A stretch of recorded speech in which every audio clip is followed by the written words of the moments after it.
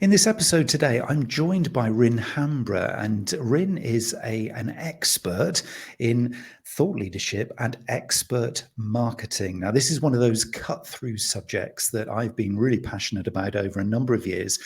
But it's never really, to me, risen to the surface of priorities for marketers and business professionals. But I think here in 2023, as we're all looking to really cut through the noise of social media and really make inroads into what can be, very much commoditized marketplaces, I think thought leadership and expert marketing is now going to find its day. Now, I'm sure we're going to hear from Rin that this has always been a thing, but I think for a lot of people, this could be quite new. So I'm really fascinated to find out both about Rin's journey into this as a real specialist area, but also what we can do about it as marketers, because I want to make this a really kind of practical session, and then we can glean lots of the expertise from Rin as we go through this. So welcome to the episode, Rin. Hello, thank you for having me. Very, very welcome. Tell us a little bit about your journey, because you didn't start here. This wasn't the starting point for you, was it? It was very much, I guess, coming out of your sort of experience and journey through journalism that you found your way to this point. Tell us a little bit about the backstory. Yeah, sure. So yeah, I started as a journalist, and I've always been a writer. I've always enjoyed writing, so that's sort of where it started. And I think what happened as a journalist, that the skills that I learned that I didn't really realize I was learning for now, is that ability to very quickly speak to somebody, speak to an expert, and become not an expert myself, but enough of an expert to write an article about it. So, I'd get into work on a Monday morning, and I might be, excuse me, assigned a subject that I'd have to write about, and I might not know anything about it, but very quickly I could do a bit of research. And obviously, as a journalist, you're trained to look at what is good, what's a good source, and then also speak to the experts and to kind of get their thoughts and their kind of quotes and put an article together. So then when I went freelance, that was in 2010, so I'm showing my age a little bit. Obviously, the internet was very much changing. Marketing was changing with kind of the rise of digital, and so increasingly the skills that I had as a journalist became, commercially relevant as well. And so yeah, just sort of evolved. So yeah, copywriting wasn't even something that I really understood, or content marketing, when I started doing it, and it's just really evolved from there. But yeah, definitely that ability to speak to an expert, to ask the right questions, to find the kind of the hook in the story, to find what's going to be interesting to people, and to be able to draw that out, and then summarize it in that way. That's I think what we offer as a business, as well as the actual pure writing skills. So it's communicating expertise. Yeah, and we'll kind of, I guess, get into the detail of that as we go through this conversation. But I'm really interested in terms of kind of the mindset that is needed kind of in that style of role, because I guess, if you're kind of almost learning from scratch a lot of topics, as a journalist, and I can see there's a lot of kind of spin off into this sort of thought leadership space. It is about being really kind of fleet of foot, isn't it? And very kind of very awake to the situation or the scenario or the conversation that you're actually in. You almost can't do this without paying attention. Feels like you have to, as a communicator in that kind of environment, be very awake to all the changes and all the opportunities. Yeah, 100%. Yeah, listening is a massive part of it. You really do have to pay attention, and you're constantly, you've sort of got to split your brain in two, and sometimes in three, because when I was doing my shorthand, because back in the day I wasn't as good as touch typing, and I was often out, in location, so I just had my notebook and pencil. So you're asking questions, you're listening to the answers, you're writing the answers down, and you're trying to formulate a follow-up question at the same time. So yeah, you've definitely got to split your brain into lots of bits. But yeah, listening is very important, and also you've got to have an idea of what you want somebody to say. So it's not you putting words in their mouth, but you've got a story to write, and that you need certain quotes, because experts have a tendency to kind of go off on tangents, and they get very excited about their stuff, but actually you kind of need them to focus on the point of what your article is, whilst also digging for the real gold, which is not something that you'll necessarily know off the top of your head. So it's that balance. You've got to guide the conversation, but be looking out for those nuggets. And I think it just takes practice, like anything. I'll talk about this during this episode, but everything does take practice. You're not born good at it. You've got skills that you start off with, but I think in the practicing, what I learned was to listen out. And it would be often at the end of a conversation with somebody, I would suddenly go, that's it. They'd do a throwaway comment. And I was like, why didn't you mention this at the beginning? But of course they weren't skilled. For them, it was just a normal, natural thing to be saying. But to me, it's like, that's the hook of the story. That's my intro, or that's my closing quote, or whatever it is. So yeah, definitely listening in a very deliberate way. And I love that idea of the, just the hook and that little golden moment, because, and again, as I often sort of find this, interviewing people and having conversations, on the podcast and elsewhere, is that sometimes, as you say, you can get all the way through the conversation and then suddenly there is just that phrase or that moment, and you think, there's the moment, there's the short form video moment for social media that's going to really be the hook. And I guess we're all, as podcast hosts, or as, thought leaders, or, crafters of good content, we're always kind of on the lookout for that, because it is those little bursts of inspiration, I guess, isn't it? That kind of, I guess, is that the definition really of like an expert, and somebody who is just that little bit different from the run of the mill, because they have that opportunity, because of their wisdom or their sort of expertise, or the length of time they've been sort of doing what they do, that they can really uncover those things, because to most of us, we wouldn't be able to do that, would we? Yeah, I do. I definitely think that there's a combination of things. And I think you've touched on a lot of them there. I think length of time is an important one. I really don't think that you can shortcut expertise, because the definition of an expert is somebody with special skill or knowledge that represents mastery of a particular subject. So you can have a skill, you can be born with a skill, right? And an ability to, I don't know, look at code in a certain way. You've got a particular maths brain, or you've got a language brain, or whatever it is. So, you're born with a set of skills, but you still have to practice those. And some people might get to an expert level quicker than others because of that natural skill, or because they are particularly dedicated, or whatever it is. I don't think length of time, you can have somebody who's been doing something for 20 years and still wouldn't be considered an expert. You can have somebody that's been doing it for 5 years and is an expert, but generally there has to be a length of time. I think if you've got somebody, who's very early on in their career, and they're trying to, or a new brand that's been started by very younger people, and they're trying to set themselves up as an expert brand, that's going to be a little bit less authentic than somebody who really has been doing it for a while. So that is that. But exactly that, as you said, about that like spark, that extra thing, that is just that bit different. It's about. So I was thinking about, there's an amazing book called Expert, by a guy called Dr. Roger Kneebone. He's a surgeon. How cool is that his surname is Kneebone and he's a surgeon? And he kind of describes the journey towards being an expert as, it's got 3 stages. So you start off when you're in the apprentice stage, and that's when you're just putting in the time. So you're under somebody else's tuition or guidance, and you're really just, putting in the hard graft. And then there's middle stage, which is the journeyman stage. And that's where you move from this kind of supervised sort of stage to more independent practice. And, you start taking responsibility, you're maybe developing your own style, and you can start to take initiative then. And I think in that stage, you can start doing, a content where you're showcasing that you have knowledge and you have skill, and, you've got opinion and so on. But really, it's when you get to that mastery stage. So in Dr. Kneebone's book, he talks about the third stage being master. And what defines that stage is where you're redefining your field, you're adding to it and building on it. So it's not just, you might be pioneering new things and possibly teaching as well.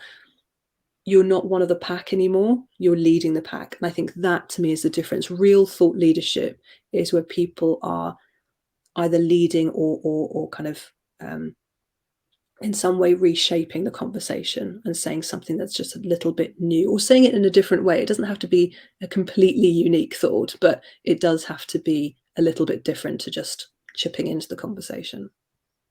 Yeah, and I guess what you're highlighting there is something I've been sort of tussling with over the years, which is, an idea between the word specialist and the word expert, and I've kind of had a bit of an issue really with the word expert in many ways, because it kind of almost sets a precedent or an expectation that, wow, this person is going to blow me away. Whereas actually, if you say specialist, it kind of means that you've niched down on a particular topic or subject, but you don't actually have to be amazing at it. And so there's almost like there's a little kind of comfort blanket there for a specialist, because they don't have to actually prove anything. It's just, I specialize in this. Whereas actually an expert, what you're doing is you're saying, actually, I'm a bit different. I'm both special, but I'm also really good at this. So it kind of sets that expectation. Do you think there's a kind of a risk there? And is it the fact that you have to have kind of, as you say, moved away from the pack, that means then you could actually justify calling yourself an expert in a particular topic, and before that you are just a specialist? It's really interesting one. The thing is about expertise is that there's no moment where you suddenly qualify to be an expert and you get your certificate of I am an expert. I mean, there might be, for example, you might get, I don't know, your PhD, or you might, land a role. I think interestingly, when I think back to when I was a journalist and I had to speak to experts, and obviously, I don't necessarily know an expert in a particular field. So I'm like, right, how am I going to justify choosing this person over that person? So why person A, not person B? So often you would go through the academic route. If somebody's a professor of something, then you can assume that they're probably a specialist and they're an expert in it. It may be like a job title. So, I don't know, lead engineer at X brand. So, once you get to a certain point in your career, you've risen. Wow, that was tricky getting that word. Risen through the ranks to a particular point. Again, that's a sort of a stamp of expertise. Authoring a book as well. And now there's much more, people take self-published books much more seriously these days. But back when I was a journalist, it was like, no self-published. You have to have been good enough to get an actual legitimate publisher to kind of say, yes, this is something we want to publish. So yeah, I think there's no one thing that says you're an expert. You have to prove it. And I think the thing is, as you get more expert in whatever it is that you've decided to specialize in, it's that classic thing of the more you know, the more you realize you don't know anything. So yeah, I don't think there's a point at which it becomes okay to say you're an expert, or if there is, it's different for everybody. Really, you just need to know more than your audience. Then you have expertise compared to them, right? So I would definitely say, in terms of choosing it as a marketing strategy, the brand itself doesn't have to have been established for a long time, but the people behind it do need to have that weight. You can't create a veneer of expertise, because people will pick beyond that. And if they can't find any substance, then it's basically gonna backfire. So it feels like it is a little bit of a journey here. You identify something you resonate with, you're possibly good at it, there is an opportunity there, and then over time you maybe then specialize in it, and then you reach a point where you feel, okay, we as a team, or maybe as a brand as well, as a collaboration of individuals, you then think, actually we are a little bit different. We could actually now start pushing the boundaries. Is this where then this whole idea of thought leadership comes into play? Because this is an often used phrase, leading thought, I guess, leading thinking. I mean, in lots of ways, I've been attempting to do this in a couple of ways in marketing over the sort of last 5 to 10 years, particularly in marketing sustainability, for example. That's a big hot topic. And again, this year, I think is going to be one of those big things. Would I consider myself a thought leader? Possibly not, but I am trying to push those boundaries with my audiences and just kind of help people to think about this stuff. I mean, it is important, isn't it, really, to do this collaboratively? If you're you talk there about, sort of taking the reins of maybe, writing a book, or, even having a podcast, about a particular specialist area. And then you kind of position yourself as a little bit of an expert. But if you do it in isolation, it doesn't feel quite so powerful, does it? So if you are going to be a thought leader, do you kind of almost have to identify the audience that you are going to lead? Otherwise, you're not really leading anything, are you? Yeah, it's a good question. I think certainly in terms of marketing, because there's different ways to look at it. I mean, obviously the companies that we work with, and we mostly work with companies who have experts with it. So you'll have, we'll normally deal with the marketing person, and then they'll bring their subject matter experts into, briefings and so on. And when we do content strategy work, we will do a gold mining session. We call it a gold mining session with the experts to do that kind of, we were talking before about having the conversation, and there's just that one little nugget that you go, oh, that's it. That's where we're going to build the kind of content strategy about. But to me, if you're thinking about it in marketing terms, and that could be marketing a personal brand, or it could be marketing, a business or an organization, you can be a thought leader without having any purpose. You can literally just go, I'm interested in the subject. I'm just going to put thoughts out there and let's see what happens. But if you're trying to do it intentionally, it's like with any marketing, there's 3 steps. It's 1, who am I? 2, who's my audience? And 3, how am I going to communicate? So you've got that Venn diagram of like, what is my specialism? What am I good at? And then the audience, what does the market need? Is there a market for this? So if I think about, me or us as a team, as an agency, I didn't start my career going, right, I'm going to learn to be a journalist so I can learn how to talk to experts so that one day I can have a copywriting agency that will specialize in communicating expertise. Like, that wasn't an intentional plan. I wanted to be a writer, but I'm pretty good at self-reflection, and I'm pretty good at sort of applying critical thinking to my own journey and my team as it's grown.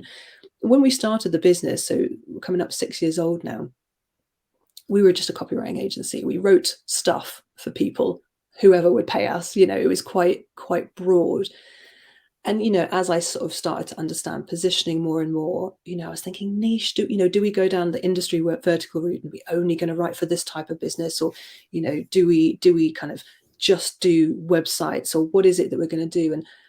And none of that sort of appealed to me. And it was really talking to funny enough, another agency owner, and describing what we did, that sort of she helped to reflect back to me, that we help people to clarify and communicate their message, and we help them to establish their brand authority when they're experts. And working with expert-led brands, that really felt like it narrowed it down enough, but without really getting rid of anything. So, mostly we're in the B2B space, mostly, services rather than products. But then equally, we work with a B2C hair care brand, but they want to be experts in their field. So that was a nice niche to find. It's interesting, isn't it, that you are actually what you're preaching, and Yeah, it's almost actually you've been on that journey. So there is a Yeah. real kind of sense of, you get it, you understand it, not only the process, but actually the whole experience of, going through that journey, maybe as a small to medium-sized business where you think, we'd love to be able to cut through and, get competitive, but our product and service actually isn't that great, but our people are. They're a little Yeah. bit special, they're a bit different. And Yeah. do you feel then that this becomes something that, a business of any kind of size or scale, as long as they really understand their expertise, let's use that word now, that it can be a real kind of lever for, being more competitive, because it feels like it's a 100%, real differentiator. It kind of sort of cuts you through, much as it did for you in your journey with the agency. It kind of, because there's a load of content creators out there. I mean, millions of them. So, to you to say, look, Absolutely. we just focus really on, identifying and then communicating your expertise. That's a really nice, clear sort of proposition. So I guess this works Yeah. actually for the clients too. Yeah, absolutely. And do you know what? It's really hard to copy because it's genuine. There's so many, brands and positioning kind of strategies, and they're very much created for the market. And I'm not saying that can't work, it absolutely can. But for me, if if somebody's, I don't know, fresh out of, their media and communications degree, they can sit there and say that they are experts in communicating expertise. But again, when you dig under the surface, we've got the background, we've got 20 plus years of experience doing that. And likewise, if somebody's been a copywriter for 20 years, or doing content, but they've been doing, I don't know, very, like advertising copywriting, again, it's hard to switch because there's not the genuine kind of backstory that comes with it. And I think that's what's so important. And it means that if you can authentically create that expert positioning, then it's a really hard thing to kind of to challenge in the marketplace. Whereas, if you're pricing on, I don't know, if you're doing it on pricing, you're positioning on pricing, that's obviously a race to the bottom line, to the bottom. And if you're positioning on personality. You can have another brand that comes out with a more quirky personality. Like, if you look at Innocent Smoothies, when they started doing they were like, everyone was holding them up as brand tone of voice disruptors. And of course they were. There wasn't anyone else that was, on the back of your smoothie bottle that was going, "Hi, I'm your smoothie, we're really nice." But now everyone's doing it. So it's harder to kind of defend that sort of thing that people can copy. People can't copy expertise in the same way. If it's this important, then I think what we need to do is kind of help people to kind of identify it, because I'm sure somebody will be sat there thinking, this sounds really good. This sounds like the thing that I've been looking for. We've got good products and services, but they're not that different. What we need to really find and identify is what is our expertise. And as you interestingly say there, this could be personal brand. So this could apply to individuals as well as, large organizations with a great big portfolio of products and services. They might have some real innovation or technical expertise, or they might be just great at process. They might be very cost efficient. It could come from anywhere, couldn't it? How do you actually find it then? What is obviously without giving away everything that you do as a professional, as a company, but kind of where do you begin? How do you find your expertise? Well, it's not really a case of giving it away, because there's no sort of templated way of doing it, because everyone's different. It really does just take digging, research, conversation, and at the risk of sounding like selling our own services, it does take an outsider. It's almost always you are too close to your own expertise to really get it. So I don't know if you've come across the 4 stages of competence. So you start off with something and you are unconsciously incompetent. So you're rubbish at a thing, but you don't know because you've not really tried it, or you think it's easy. Like everyone thinks they're a writer. They are unconsciously incompetent at it. And then you get to conscious incompetence, where you start trying something and you go, "Oh my gosh, this is a lot harder than I thought. This is really difficult. I'm really rubbish at it. I need to get better." Then you work hard and you practice and all the rest of it, and you get to conscious competence, where you realize that now you are able to do this thing, and maybe you're better than other people now because you've been putting that effort in. And then you get to unconscious competence, and that's where something comes so second nature to you that you don't even realize it's special anymore. So that's where you get those throwaway lines where people say something and they don't think it's interesting or special, but you, from an outside perspective, are going, "No, that's really fascinating." Especially like, for example, in tech companies, you've got the product lead who's kind of going, "Oh, it's got this feature and it's got this feature," and it's their baby and they're passionate about it. And none of that stuff is really that interesting. But like way down number 10 on their feature list, you're like, that sounds interesting. What does that do? And you think about what the benefit is, and you're like, that's the value proposition. That's what your audience cares about. So all that being a long way of saying, I've totally lost my train of thought. What was the question? And I'll go back to that. This happens to me increasingly. So we were, well, it's absolutely fine. But when we were talking about the how you kind of find the expertise, how you kind of uncover out of the whole myriad of things you do as either an individual professional or somebody new to the game, or as a bigger, well-established brand, where do you kind of uncover this kind of level of expertise? I was talking about that kind of needing that expert, that outside insight, and I think that doesn't have to come from using a consultant. You can use a branding specialist. You can talk to a copywriting agency that kind of has brand expertise, but it could be as simple as just you start by thinking. Journaling, I think, is really useful to me. Writing is thinking. So kind of having that conversation with yourself, really, a conversation with your team, talking to current customers and clients to see what they think. What is it that they think is good about you? What is different? What means something to them?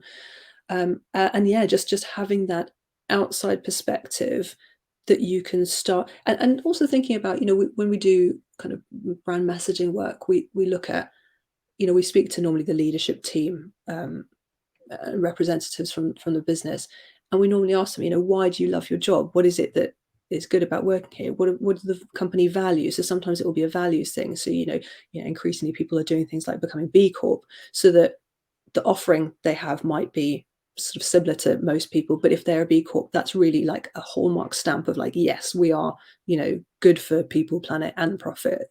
So it's those sorts of things, and it doesn't have to be expertise. Like you said, something like process can be really important. If you have a really slick way delivering your service, and that can be your value proposition. Brilliant.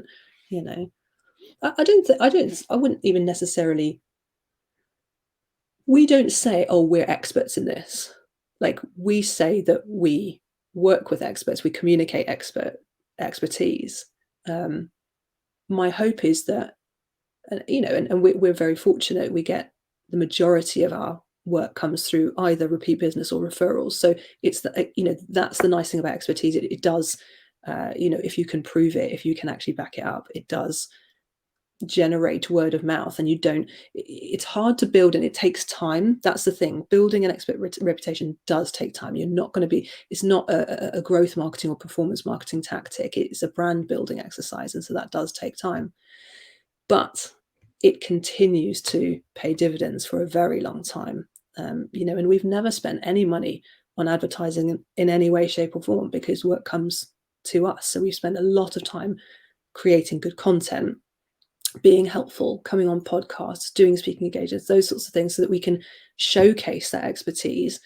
And then, the right people come to us. So it's one way of doing it. Feels like there's almost a need within this kind of mix then to not fear failure, because if you're going through this transition between not being aware of what you're good at all the way through to actually unconscious, just brilliance, at the far end of the journey, hopefully, if it all works out well. It's not going to be a perfect journey, is it? This is the thing, is you're going to be trying things. Thought leaders often are pushing those boundaries, and then they actually push up against something which clearly then doesn't ever work, or just doesn't come off, or the world changes, or you get some big sort of macro thing that changes everything. If that kind of happens, it's kind of, there's almost like part of this, well, actually it should be a question really, is part of this the fact you have to embrace challenges, you have to embrace failure. It's not all going to be a perfect story, is it, being an expert or thought leader? There's going to be bumpy roads at times, aren't there? 100%. Yeah, I think that's true of anything. If you, like, I'm a natural perfectionist, but I consider myself a recovering perfectionist, because I am working really hard on it. And I think with anything in life, if you're going to get good at it, you learn, I think, more sometimes from your failures than you do from your successes. For example, last year I gave an in-person talk, and I hadn't given one since before the pandemic. So, it was been a long time. And I was very deliberately chose to do this particular talk because it was not in Bristol, it was up in the Midlands, and it wasn't particularly to my target audience group, but I wanted a place where I could fail safely, that it didn't really matter. I didn't want to be in front of like a big group of Bristol tech companies, which I would really want to have a good reputation with them. And I went to this and I gave the talk, and it was fine, but it wasn't great. And I felt a bit downhearted afterwards, and I was driving back, and I thought, well, I could just sit here and mope, or I could do something about it. So I put on some podcasts on my phone to listen to on the way back, and I listened to some podcasts on public speaking and just some tips and tricks on how to do it better. And then about a month later or 2 months later, I gave another talk here in Bristol, again within a group of people that I did want to really leave a good impression with.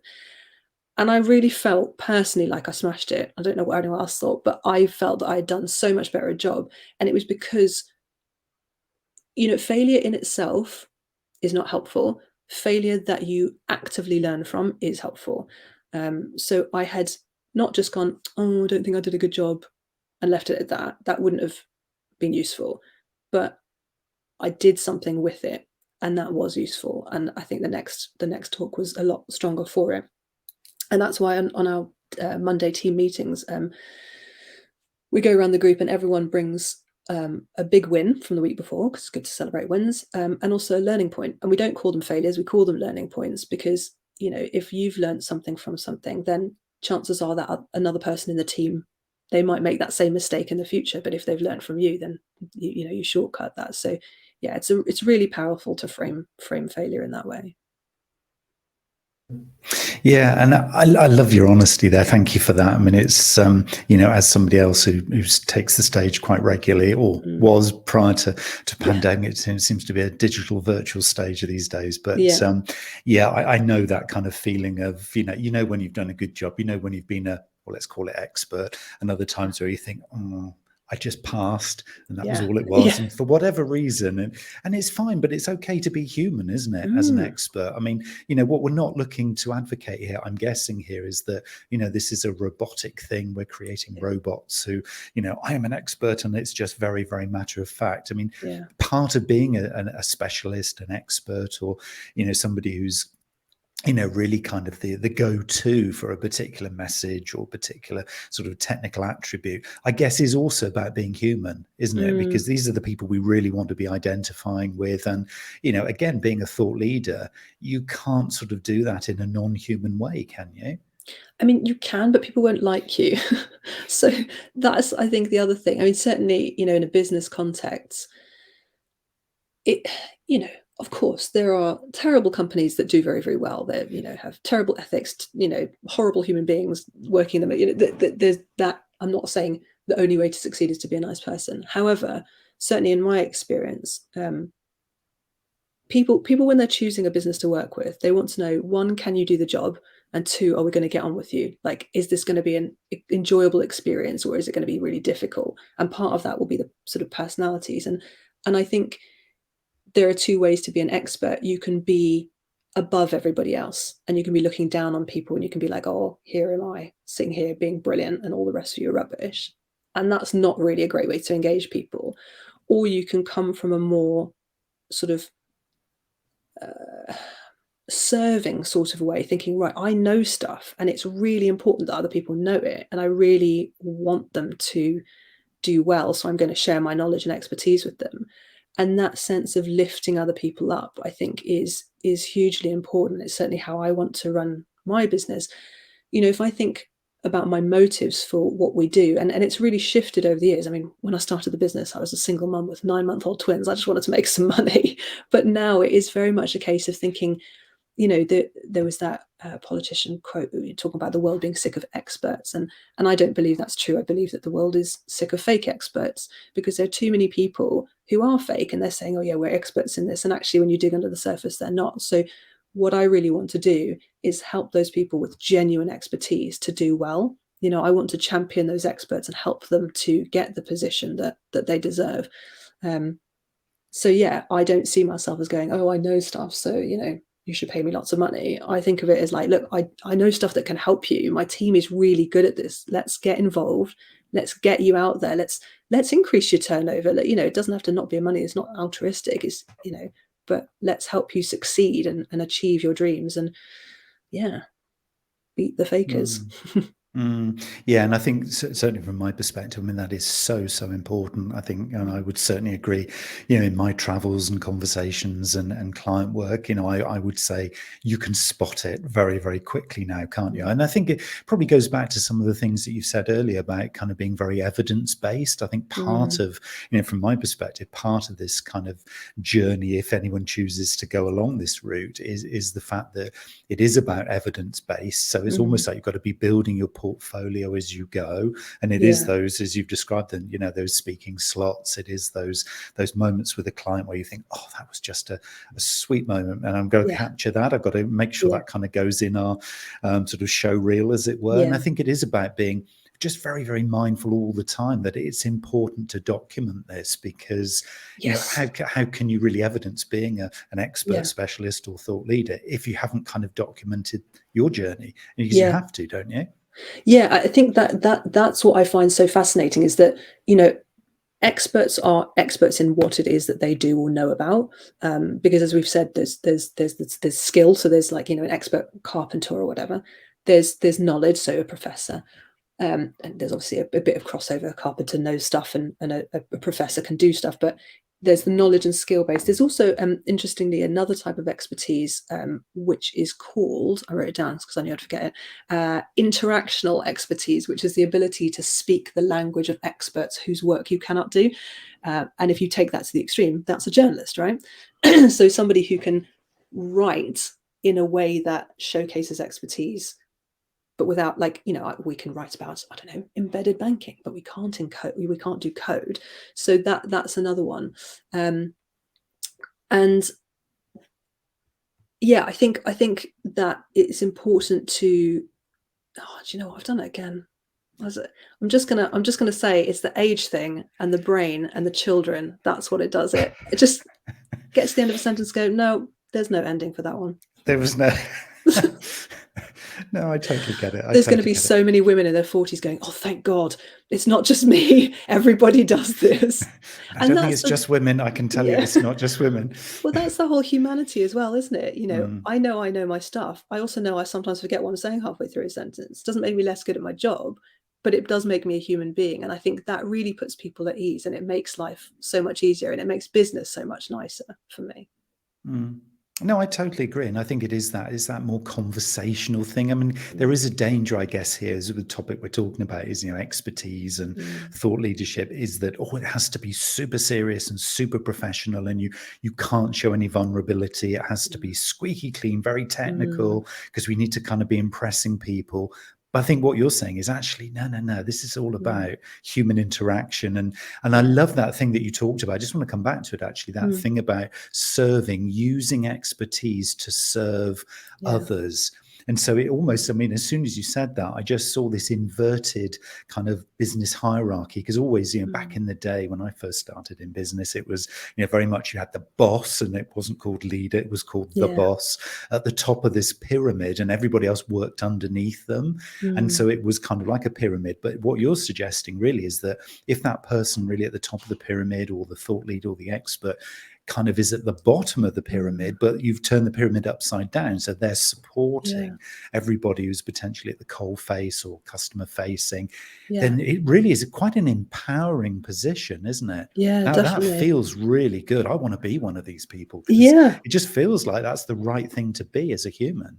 And I think it's where society and it's where business organizations are evolving. So we've got several clients in the leadership development space, and one in particular we've been working with for a long time, and we did a series of articles around the evolution of kind of organizational structure.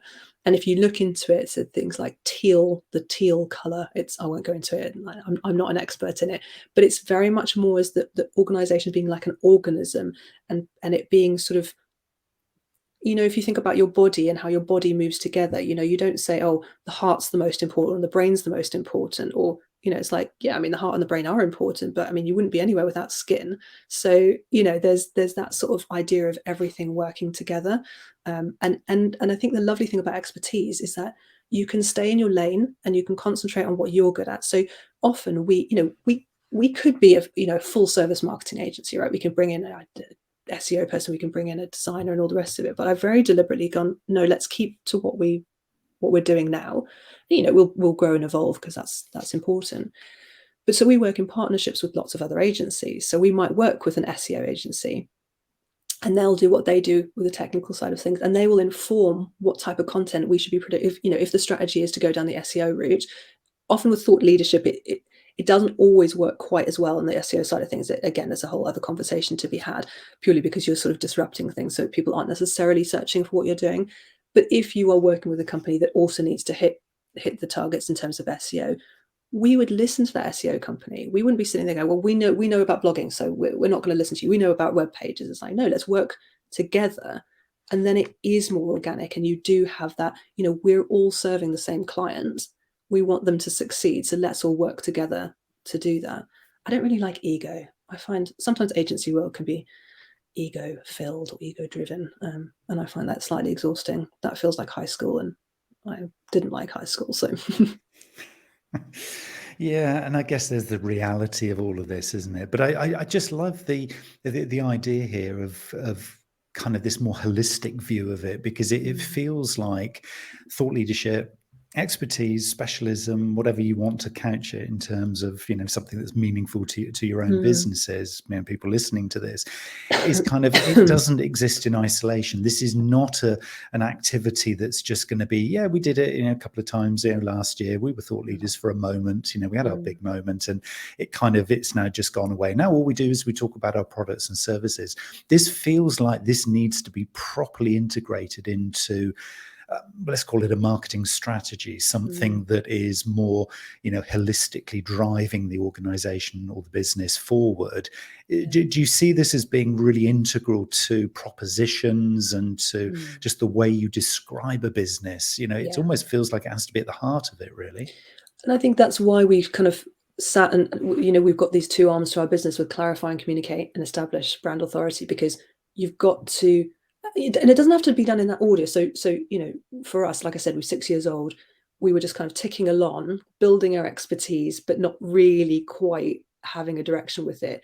And then about 2 years ago, sort of landed on what our niche is, and took a while to get out, new website launch and so on. So we had our brand, then we developed our expertise, and we went back to our brand and reshaped it and evolved it. So I think you can kind of go in cycles, but yeah, no, it's definitely foundational, and it's really tricky because I don't want to sound egotistical, like, oh, the copywriter is the most important person you can speak to. But I mean, if you think of, we're human beings, right? We communicate verbally. Yes, we communicate visually. So obviously the kind of visual design and so on is important, but at some point you're going to need to say something about what you do or write something about what you do, and you need the right words to do that. So if you can get that right to start with, then anyone else you speak to, when you're, I don't know, briefing your designer, when you're doing all of these things, you've got the right words, and it just makes everything so much easier. Something you said sparked this idea that, writing is thinking, and you don't have to be the writer. So in our case, often, the client might not be a writer. We were talking earlier, the carpenter or the professor, they might not be writers, or they might be academic writers, which is even worse.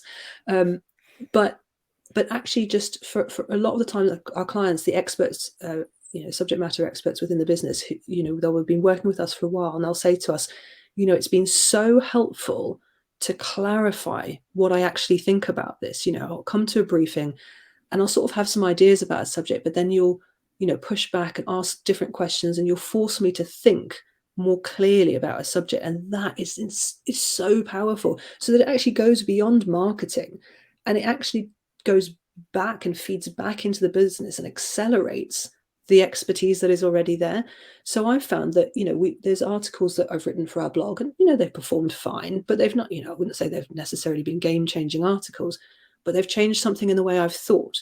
And then when I'm networking or speaking at, on a podcast, or, in a sales conversation, I'll be thinking differently and I'll be speaking differently. And that has a huge impact. So we use words everywhere. Yes, you can write a blog post and it's useful as a blog post, but those words, and more importantly, those ideas that you've managed to articulate, you're going to use that everywhere in your business. And it might actually shape the future direction of a business, which is very exciting. We talked a little bit earlier about the little golden moment in a conversation. I think you just caught it there. I think that was it. Awesome. I think that was the moment. It's just fascinating for me here, because this whole thing about it's articulating what it is you do. It's kind of challenging the status quo of your business. It's kind of really sort of getting to the heart of, that soul searching as to kind of why are we different? Why do we come together on a Monday morning to do business? Actually, who are we? It's this kind of profound sense of, knowing actually who you are. This is uncovering so much more than I thought it would in this. I just thought it's all about just finding you're a specialist, and this, that. It's a really quite deep, profound exercise to go through, isn't it? It takes a long time. Yeah. I think that's the thing, because sometimes we'll send out a proposal for something, and they're like, oh, I'm not sure about the budget. It's like that, you can't you can shortcut it. It depends where you are. So interestingly, we did a round table end of last year, which we're still releasing the content for. And one of the guys who was involved, it was all about brand and how brand kind of evolves through the startup to scale up kind of process, from MVP through to scaling. And one of the guys mentioned, obviously MVP, minimum viable product, but he was talking about the minimum viable brand, which I really, really loved, because at the beginning, you don't want to spend thousands and thousands of pounds, really defining, every nuance of your brand voice and so on. But you just need to get it, as somebody else, an author, I don't know if you've come across Watertight Marketing by Bryony Thomas, fantastic book. It's been out for 10 years, but it's still brilliant. And she talks about, you have to start off functional, but not too embarrassing, and then iterate from there. And I think that's brilliant. So, you can start somewhere. You don't have to start with perfect. Start with maybe even a rough idea of what your expertise is or what your value proposition is, and then keep that in the back of your mind and sort of test it, with every conversation you have at networking or a networking event, or in a sales conversation or with your clients, start to bring some of that language in and sort of see how it resonates and kind of adapt it. And, every now and then through the evolution process, even established brands will evolve. They'll evolve their positioning. It might be every 10 years, but it's still important to do, because society changes, the market changes, and technology changes. So yeah, it doesn't have to be perfect to start with, but definitely needs to evolve. This is just such a lovely way of viewing your own business and doing that little bit of Mm, introspection in terms of, mm, actually, even if we're very well established, what have we been good at and why? mm, I mean, to both uncover the expertise, but also just to get that sense of, I guess, sort of belonging, because, it could be that mm, once you enter those kind of conversations, I mean, you might have seen this possibly, that, once you get those conversations going within an organization, mm. that person who's been sitting quietly in the corner then just suddenly realizes, hold on a minute, I contributed to that. Oh my gosh, I'm Yeah. actually more than I thought I was. It's quite a sort of a bonding sort of feeling going on Mm. here in terms Yeah, of we like team building. yeah, we're really, like, big on, kind of like personality tests and things. Like, I'm not saying that I don't like pigeonholing people, but I think personal, like, understanding yourself as a person, like personality and skill, and what you bring to a team as well as the expertise, is really important. And funny enough, often experts will be in, I don't know if you know the disc profile, they'll be in the kind of C category. They might be like very focused on the kind of the detail, but they're not necessarily good at communicating. I think that's what's interesting about our job, is being able to use that personality insights as well, and kind of go, okay, you're the kind of expert who I'm going to have to tell you all my questions beforehand, because you're going to need some time to think, versus somebody like me who's kind of an external processor. And as you can hear, I can talk for hours about pretty much anything. So I think you're right. It helps. It helps with the team building, because you see what everyone contributes and what's different about everyone, and you need lots of different types of people. And often, yeah, the experts are not always the loudest people. Um, so yeah. Mm. This has been so insightful, Rin. I mean, honestly, thank you so much for Oh, thank you for kind of having me. guiding us through this. I mean, honestly, I thought I kind of knew this topic quite well, but actually, what you've done is you've really opened up a whole Pandora's box of new things for me to think about, which I guess, this is the whole point of these podcasts. But I it's spend a great when lot I of get time it thinking too. about this stuff. I think that's the thing. I Mm. spend and reading about it. I've mentioned Expert by Dr. Roger Kneebone, but another one I'd really highly recommend is The Business of Expertise by David C. Baker. That's a really good one as well. Um, there's so much out there, and to be an expert, it's not just about doing, it's also about learning from other people. You never stop learning, right? So that's very important. And I guess that is the key point here, is that this is I mean, and I can hear myself saying the word journey quite a number of times in this conversation, but it It's really good. is, isn't it? Yeah. It's like once you start on this thing, well, one, it's fascinating at a Mm, personal but also professional level, but two, yeah. you almost then can't stop, can you? Yeah. This is, once you set on this journey, you're on this journey. Yeah. Yeah, definitely. Definitely. It's fascinating, isn't it? Because then you can start expanding it into, like, what's the meaning of life? Why are we here? What's our purpose? Um, and I do. I think I spend a lot of time thinking about that stuff, because it's important to me. And there's the whole thing of work-life balance or work-life integration. But you know, given how long we spend at work, it's important that it reflects who we are, and what our goals are and what we want. So I think for me, all of this stuff feeds into itself and into each other, and then into your relationships. And yeah, it's great fun. Mm. So one top tip from Rin then, in terms of Mm, starting on that journey then, thought leadership, expertise, becoming an expert marketer, or, mm. delving into the organization to find those specialists and then kind of beginning those conversations. What would if there was one single top tip, what would that be? Yeah, I guess a couple of things maybe. With expertise, don't worry about it. I think there's so much imposter syndrome. I have imposter syndrome all the time. I don't come from an agency background or a marketing background. So I sometimes sit there going, oh my gosh, how can I offer marketing services when I haven't done this? Which is why I'm doing one of the Mark Ritson mini MBA in marketing, because that'll help me to feel like I've had at least some formal training there. But don't worry about it, because actually you'll get there. And it is, as you said, it's a journey, and it will never end. You will constantly be evolving that.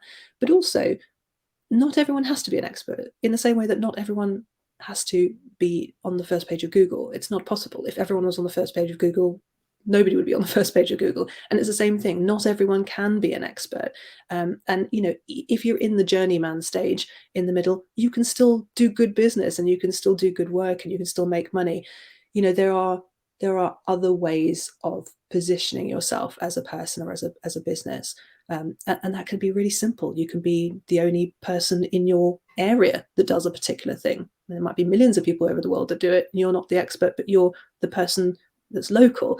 So it's not the be all and end all, but certainly understanding, if you do have expertise, how can you use that? And what do you love as well? That's another part of it. So you might be really good at something, but if you don't enjoy it, there's no point, is there? And I suppose at the end of the day, just kind of building on that idea is that, you are the expert at being you.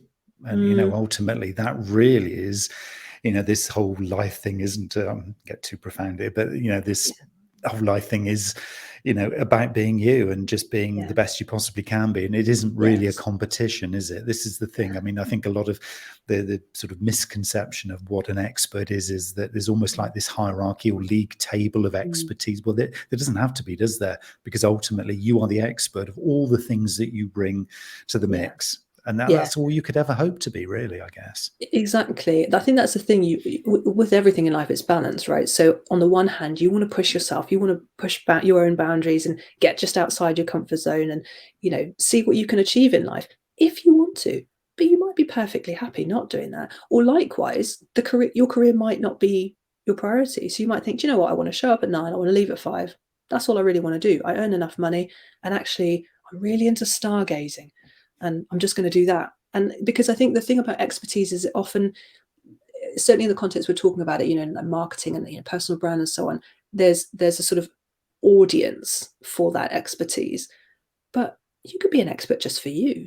You can go, right, I really love stargazing, and I'm going to read all the books, and I'm going to get really, really knowledgeable. And nobody ever has to know that you're good at it. It doesn't matter, because you enjoy it. So there's also that balance. Wonderful freedom here. It's not about being constrained. Great. It's I want to do this. I want to be part of this. I want to be an expert. I want to be an expert in mushrooms. I really want to learn how to identify safely and be able to pick wild mushrooms. Like, that's a personal goal. I don't know why. It just seems like a cool thing to do. So that's on my personal goal list. But I'm never going to get talks about it because I don't want to. And I think the key word there is safely. Yes, exactly. That's the point. That's what's putting me off. I know. In our garden, we've got about 6 different types that pop up, and you feel like you can kind of identify them every autumn, but we're not 100% sure. Not sure. We don't. So I'm sure there must be some sort of kit. Somebody needs to invent a kit where you can take a slice of a mushroom and you can find out instantly whether it's toxic. That would be great. There we go. Idea for somebody to pick up and run with. There you go. Grab this idea, people, and get back to Rin. How do people contact you, Rin, if everybody wants to either come back to you with the whole mushroom sort of situation solved forever and teach you mushrooms, or if they want to come back to you to continue the discussion about thought leadership and expert marketing? How do they get a hold of you? So the useful thing about having a name like Rin Hamburgh is that it's quite unusual. So you can just Google me. But obviously we've got our website. I'm on LinkedIn. The company's on LinkedIn. So the only thing left to do is spell it, which is Rin is just very simply RIN for November, and then Hamburgh is like Hamburg but with an H on the end. Perfect. So just Google Rin and you will find how to become a thought leader and be able to get further service and sort of expertise and guidance in this journey. This has been such an interesting conversation, Rin. I'm so grateful that you spent the time having me on. Sort of with us. And I'm off to remind myself about mushrooms, but also to kind of ponder on how I can really sort of accelerate my journey, because I think there's something in it for all of us really here. Nice. So thank you so much for your time. Very welcome.